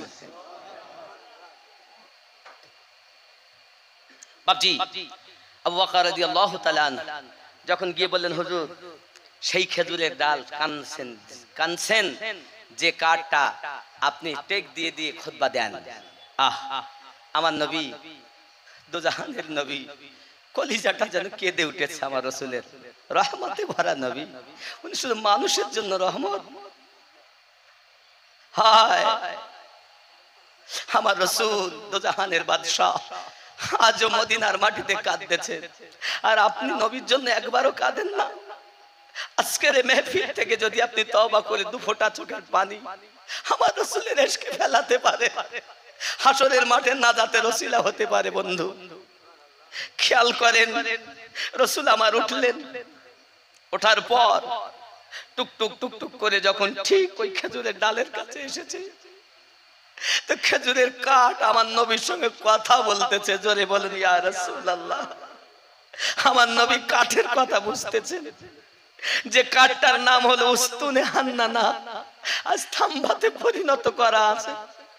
হুজুর, হাই তুমি কাঁদো কেন? ইয়া রাসূলুল্লাহ, ইয়া হাবিবাল্লাহ, কাঁদবো না তো কি, আমার কত শান্তি লাগতো, মজা লাগতো যখন আপনার নুরানি বদন নুরানি হাত মোবারকা আমাকে স্পর্শ করে থাকতো হুজুর, আমি নিজেকে ধন্য মনে করতাম গো নবী। কাঁদছো কেন? মসজিদ নববী তৈরি হবে সুন্দর করে, আমাকে তো দূরে রেখে দেবেন, আর তো কাছে নেবেন না, আপনার স্পর্শ থেকে আমি দূরে চলে যাব, এই জন্য আমি কাঁদি হুজুর, এই জন্য আমি কাঁদি। আমার নবী বলেন, উস্তানে হান্নানা তুমি কেঁদো না, কান্না বন্ধ হয়ে যায়। কিন্তু বাবাজি আমার দেখবেন সন্তান কান্না করে, তার খালা কোলে নেয়, কান্না বন্ধ হয় না, দাদি কোলে নেয়, কান্না বন্ধ হয় না, দেখবেন দাদু কোলে নেয়, কান্না বন্ধ হয় না। মা জননী রান্না ফেলে চট করে এসে বাচ্চাটারে কোলে নেয়, ওরা কোলে নিলে কান্না বন্ধ হয় না। মা কোলে নিয়েছে, মা বাচ্চার কান্না বন্ধ হয়ে গেছে। বাচ্চা ছোট হলেও তো তার মায়ের কোলটা বোঝে। আমার নবী তো জাহানের নবীকে কাট চেনে জানে বোঝে, হাত দিয়েছে কান্না বন্ধ। ওগো নবী সব নাই তো সইব, কিন্তু আমার কয়েকটা আরজি আপনার কাছে আছে। কি আরজি বলো? ইয়া রাসূলুল্লাহ, ইয়া হাবিবাল্লাহ, আমি আপনার পাশে শুইতে চাই হুজুর। জোরে বলে নবী গো, আমি রিয়াজুল জান্নাতে থাকতে চাই। আজও পর্যন্ত সে রিয়াজুল জান্নাতের কাছে খাম্বা আকারে তাকে রাখা হয়েছে। খোদার কসম, নবী যেমন জিন্দা, ওস্তনে হান্নানাও জিন্দা। যুবক আর হাজী সাহেবদের কাছে শোনেন, তারা চোখে দেখে এসেছে, স্পর্শ করেছে, যেটা রিয়াজুল জান্নাতে ঢুকলে বাড়ানোর পথে একদম পুরো থাম্বা করে দেওয়া আছে, ওর ভিতরেই সেই খেজুরের কাঠটাকে বন্দি করা আছে, সেও জীবিত হয়ে আছে। আজও আমার নবীর প্রেমে মুস্তানে হান্নানা কাঁদছেন, যেমন মায়াতে কাঁদছেন, তেমন ফখর করে বলছেন, আয় দেশ বিদেশ থেকে, চীন, জাপান, জার্মান, তুর্কিস্তান, পাকিস্তান, বাংলাদেশ, ভারত, বিভিন্ন দেশ থেকে আনেওয়ালা নবীর আশিক, আমিও তোমাদের মতো আশিক, তবে আমি ধন্য হয়েছি নবীর পরশে, তোমরাও ধন্য হয়ে যাও আমার নবীর পরশে। জোরে বলেন না সুবহান।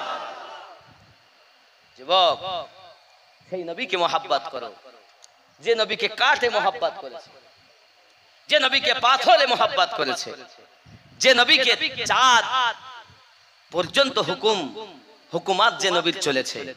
আপনি হয়তো বলবেন, নবী তো আমাদেরই মতো। আপনাদের মাঝে কিছু মৌলবি আসবে, এমন দেখবেন তার নবী তো আমাদের মতো মানুষ বলে, ইউটিউব খুললেও দেখা যায়। দেখা যায় না বাবা? আমি এখন তাদের বলতে চাই কয়েকটি কথা। আমারও হাত নবীরও হাত, ঠিক নেই? আমাদের হাত উঠলে কিছুই হয় না,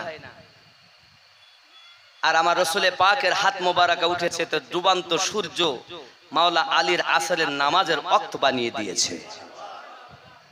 তুমি যদি বলো আমারও আঙ্গুলি আছে, রসুলে পাকের আঙ্গুলি আছে, যুবক আমি তোমাকে বোঝাতে চাই, আমার আঙ্গুলি উঠলে অনেক সময় বলে, আঙ্গুল দেখিয়ে কথা কইও না, বলেন না? বলেন না?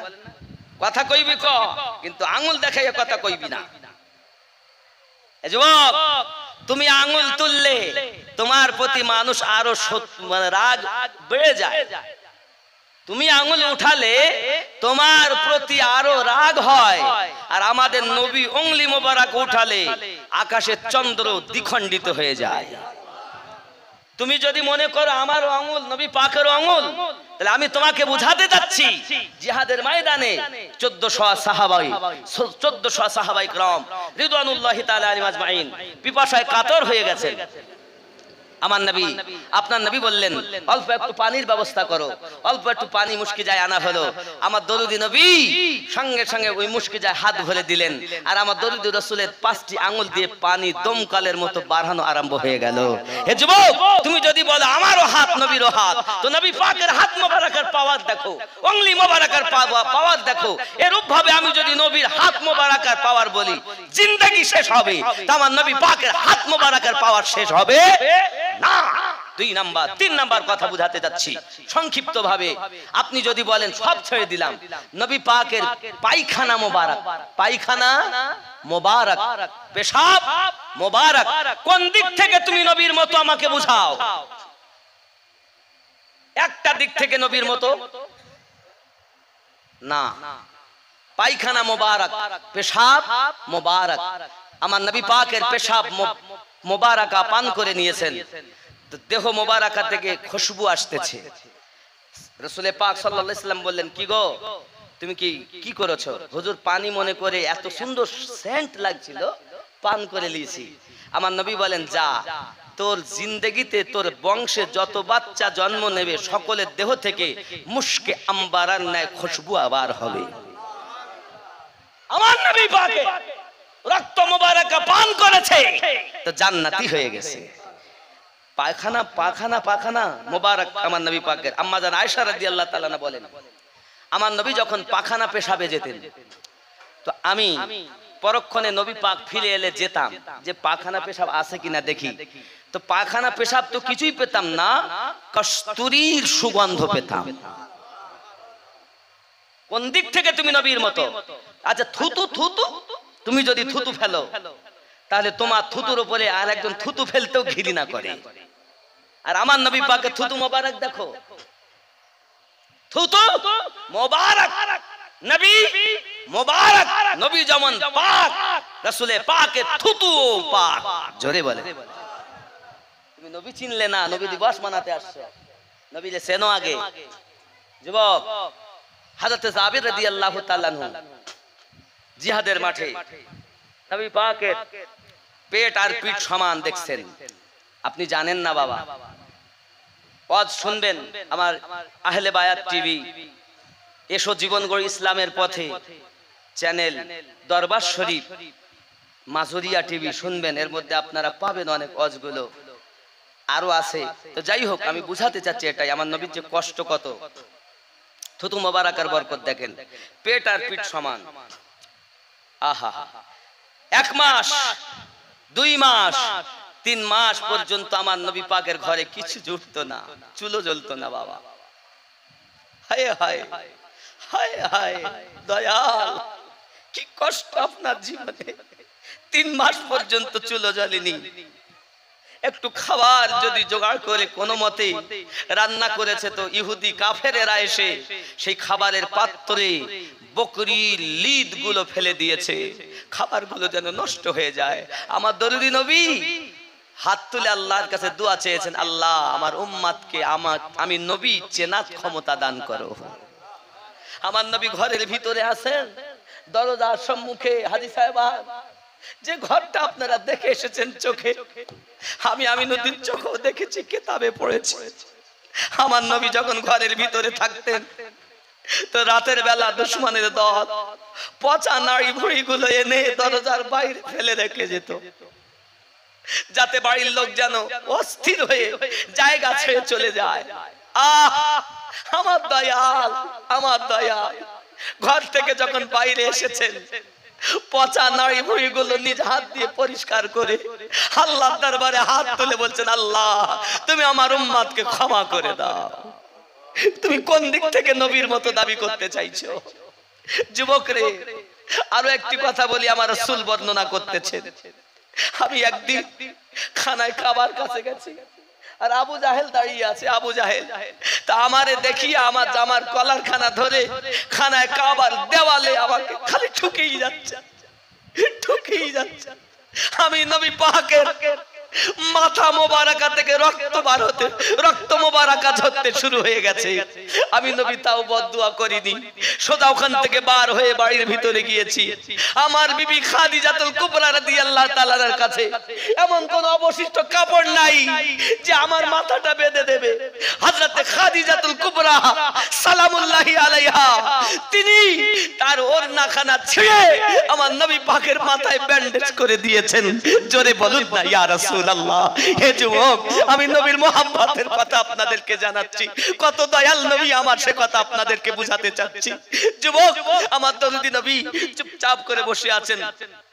আমির হামজা রাদিয়াল্লাহু তাআলা তখনও কলেমা পড়েন নাই। তিনি এসেছেন যখন ওনার স্ত্রী বলছেন, ওগো হামজা, তোমার জন্য তোমার ভাতিজাকে আজকে আঘাত করেছে, দেখো পুরো মাথাটাকে ফাটিয়ে দিয়েছে আবু জাহেল।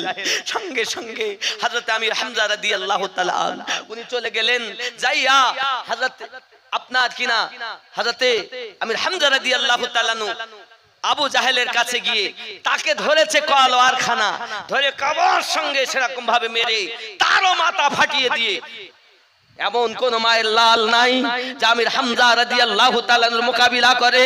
উনি ওখান থেকে সঙ্গে সঙ্গে চললেন আমার নবী পাকের ওই বাসায়, যেটা আজ হলুদ রঙের ঘর লাইব্রেরিতে পরিণত। আমার নবী পাক বসে আছেন, হাত দেখে মাথাটা ব্যান্ডেজ করা, সঙ্গে সঙ্গে বলছেন, আয় আয় মুস্তাফা, আমি হামজা তোমার চাচা বলছি, তোমার চাচা বলছি, যে তোমাকে আজ মেরেছে আমি তাকেও মেরে এসেছি। আমার নবী বলছেন, আয় আমার চাচা হামজা, আমি নবী সন্তুষ্ট হতে পারিনি, আমি নবী সন্তুষ্ট হতে পারিনি, আমি এসেছি সব পথ ভোলাদেরকে পথ দেখানোর জন্য, আর তুমি এসেছো প্রতিশোধ নিতে। আমি না এসেছি চাচা সংহার করিতে, তুমি কেন চাও চাচা প্রতিশোধ নিতে? হিংসা ছাড়ো, দোয়া করো, মক্কাবাসী পথ ছাড়িয়া কুফারি চাল হও দিনদার।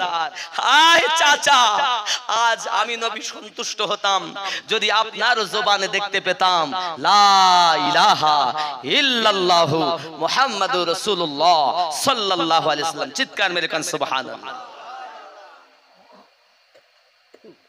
বাবজি, প্রেমের কথা আমার নবী কত কষ্ট করেছে দেখেন। শুধু তাই নয়, নবী আমার যখন নামাজ পড়তে গেছেন, আমার রাসূলে পাকের পিঠ মোবারকার উপরে নাড়ি ভুঁড়িগুলো এনে চাপিয়ে দেওয়া হয়েছে। রাসূল আমার মাথা তুলতে পারছেন না। এই যুবক, আজ যে নামাজি বানানোর জন্য নবী আমার এত কষ্ট করেছেন, আর আপনি আরামে খাচ্ছেন আর নামাজ ছেড়ে দিচ্ছেন কেন? কেন? নবী দিবস মানালেই সব পার হয়ে যাবে? সবক নিতে হবে, এখান থেকে শিক্ষা গ্রহণ করতে হবে, তওবা করতে হবে, নিজেকে পরিবর্তন করতে হবে। যদি আপনি না করেন তাহলে বেকার হয়ে যাবে জীবনটা বাবা। এজন্য অনুরোধ করব আপনাদের কাছে, রাসূল করিম রউফুর রহিম সিরাজাম মুনির নবী আমার কি কষ্ট, পেট আর পিঠ সমান হয়ে গেছে। জাবের রাদিয়াল্লাহু তাআলা বাড়িতে গেছেন, দেখেন 6 মাসের একটা ছোট ছাগল আছে বাড়ি। কয় মাস? ছাগলের বয়স কয় মাস? জোরে বলেন। 6 মাস। বিবিকে যাইয়া বলছেন, বিবি রে, আমি রাসূলের পাকের কষ্ট সইতে পারি না। আমি দেখছি পেট আর পিঠ সমান, কিন্তু রাসূলের পাকের পেটে পাথর বাঁধা। হায় হায়, দুঃখী জনের ঘরে ঘরে, আয় আমার আলিমউদ্দিন নকশবন্দি রহমাতুল্লাহ আলাইহি লিখছেন, দুঃখী জনের ঘরে ঘরে ওরে খাই নাই কে তার সন্ধান করে রে, পাথর বেঁধে পেটের পরে নিজে রাত্রি কাটালো, এতিম হালে মা আমিনার কোলে রহমত নেমে এলো। কে আছে এরকম দরদি? বলো, জগতে আমার নবীর তুলনা মিলবে না, জোড়া মিলবে না। মা তোমায় ভুলে যাবে, বাপ তোমায় ভুলে যাবে, বিবি তোমায় ভুলে যাবে, কিন্তু একজন আছে যে আমাদেরকে ভোলেন না, তিনি আমাদের দয়াল নবী। জোরে বলেন না সুবহানাল্লাহ। হে বন্ধু আমার, যে নবী পাক কষ্ট দেখেন। এখন বকরিটারে জবাই করেছেন, করে বিবিকে বলছেন, বিবি তুমি জলদি করে রান্না বাড়া করো, আমি নবীকে দাওয়াত দেই। তো বিবি ডাক দিয়ে বলছেন, শোনো, দাওয়াত কিন্তু বেশি দিবে না, কারণ ছোট একটা ছাগল। আবু বকর, ওমর,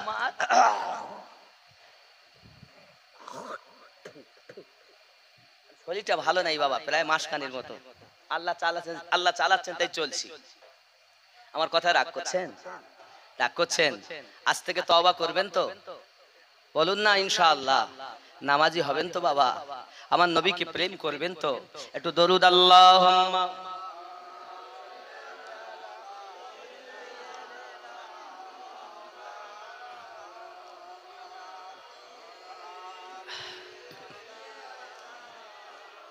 বন্ধুরে আমার, হযরত জাবের রাদিয়াল্লাহু তাআলার স্ত্রী বলেন, আমার স্বামী আপনি মাত্র 3 জনকে দাওয়াত দেবেন, নবী, আবু বকর আর হযরত ওমর রাদিয়াল্লাহু তাআলা, এর বেশি যেন দাওয়াত দেবেন না, কারণ 6 মাসের ছাগল 3 জনারিতেই কি হয় তার ঠিক নাই। হযরত জাবের রাদিয়াল্লাহু তাআলা বাড়ি গেলেন, যাওয়ার পরে বলছেন, বাড়ি থেকে রওনা দিয়েছেন নবী পাকের দরবারে। গিয়ে আমার রাসূল পাকের নিকটে যাইয়া বলছেন, আমার পিতা, সাহাবীদের আদব, আমার আব্বা এবং মা আপনার কদমে কুরবান নবী গো। বাড়িতে একটা ছাগল জবাই করছি, 6 মাস তার বয়স হুজুর। এখন আপনার, আবু বকরের আর ওমর 3 জনের দাওয়াত রইল আমার বাড়ি। সুবহানাল্লাহ। যখন জাবের রাদিয়াল্লাহু তাআলা দাওয়াত দিলেন, নবী আমার সঙ্গে সঙ্গে দাওয়াতটি ওই 1500 সাহাবীর মাঝে ঘোষণা করে দিলেন যে জাবের রাদিয়াল্লাহু তাআলা আমাদেরকে দাওয়াত করেছে। ও যুবক, আমার নবী পাকের থুতু মোবারকার পাওয়ার দেখো। খালি নবী নবী করলে নবী পাওয়া যায়? জীবনে বাস্তবায়ন করো। এবার সাহাবায়ে কেরাম রিদওয়ানুল্লাহি তাআলা আলাইহিম আজমাইনগণ কতজন? 1500। দাওয়াত দিলেন কজনের? হবে কেমনে? কি করে হয়? তুমি নবীর সঙ্গে তুলনা করছো নিজেকে? পাগল মৌলবি তুমি যেই বলো এই লেকচারার আমরা মৌলবিরা আপনাদের শেষ করে ফেলেছি। আমরা যদি এক হতাম, একই রকম ভাবে বার্তা দিতাম, তাহলে পৃথিবীর মানুষ এক নবীকেই মহব্বত করত। ঠিক কি না বলেন? ওই রাসূলের দরুদ পড়তো। কিন্তু আজ কেউ বলছে মিলাদ নাই, কেউ বলছে কিয়াম নাই, কেউ বলছে দরুদ নাই, কেউ বলছে নবী আমাদের মতো মানুষ। জোরে বলুন নাউযুবিল্লাহ। আল্লাহ তাদের বুঝ শক্তি দান করুন। যুবক, হযরত জাবের রাদিয়াল্লাহু তাআলা আনহু চিন্তা করছেন, 3 জনের দাওয়াত দিতে বলল বিবি আর 1500। তো যাক কিছু নাই, মনটা খারাপ।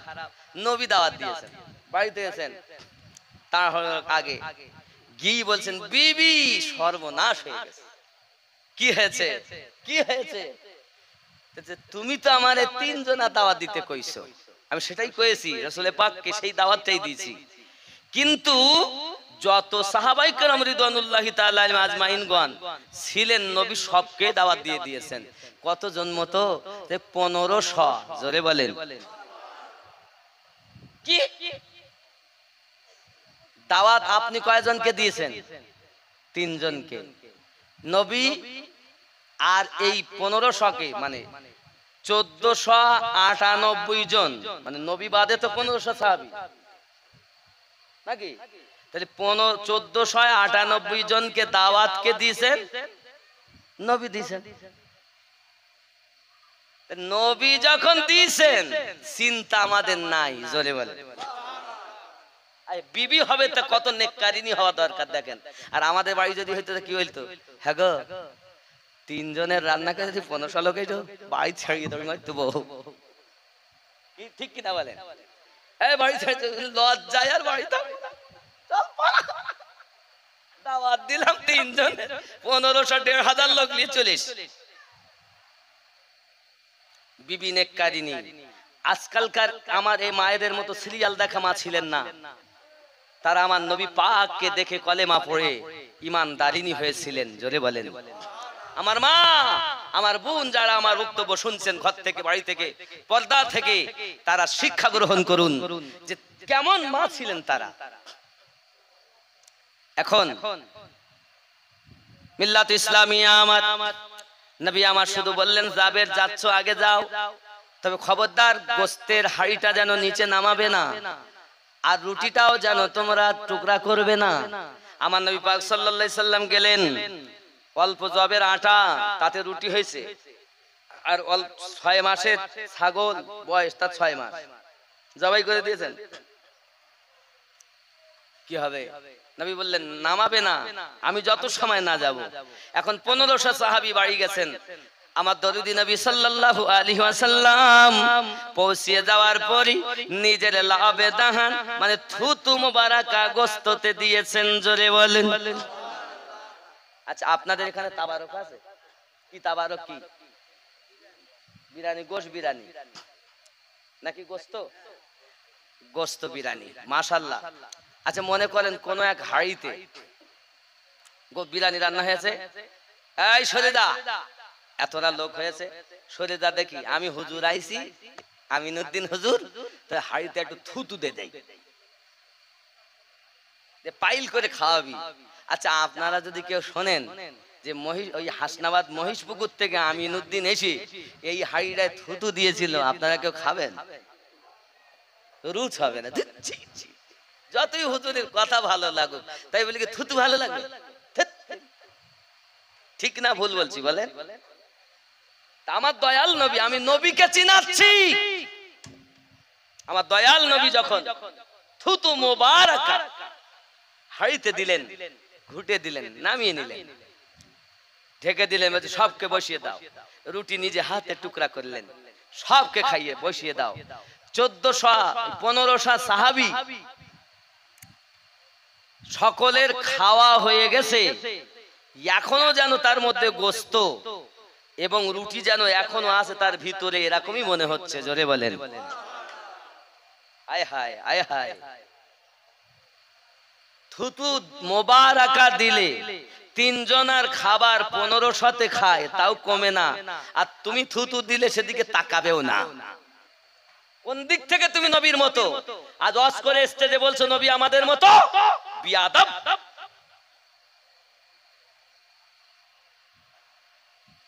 যুবক, এবার রাসূল পাক সাল্লাল্লাহু আলাইহি ওয়াসাল্লাম বলছেন, জাবির। জি হুজুর। সবার খাওয়া হয়ে গেছে তো? জি হুজুর। খাওয়া যদি হয় তা তোমার 2টো সন্তান আছে, তাদেরকে লইয়া এসো, তাদেরকে নিয়ে আমি নবী খাবো। জোরে বলেন।